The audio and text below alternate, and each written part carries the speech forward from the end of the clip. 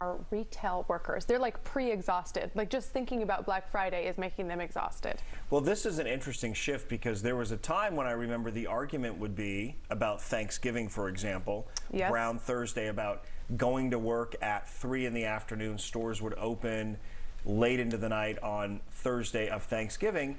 And the argument in favor of that actually came from some of the workers who said, we appreciate the extra hours. We want the extra time to be able to make a little more money during the holidays. So we make that sacrifice. We have our Thanksgiving dinner earlier in the day. Now there's this group on Reddit, which had about 76,000 people in it, this forum, this chat forum or member group.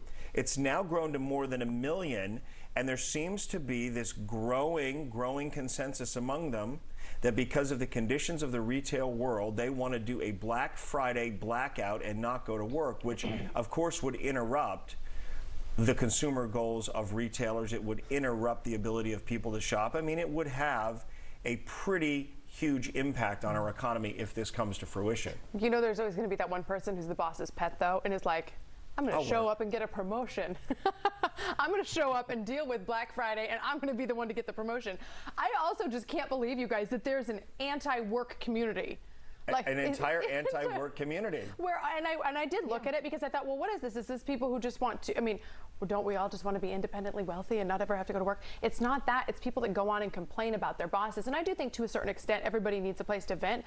But I don't know how, like, for your mental status, how productive that is to just sit there and talk about how bad everything is. And I wonder how many people will get caught up in this and will subscribe to it even though they don't face some of the work conditions that some of these other workers have outlined on the site. For example, they talk about work-related depression and anxiety. That's a real thing. Tyrannical bosses. That's a real thing. The grind of living paycheck to paycheck, and they also share strategies for reclaiming time from their job.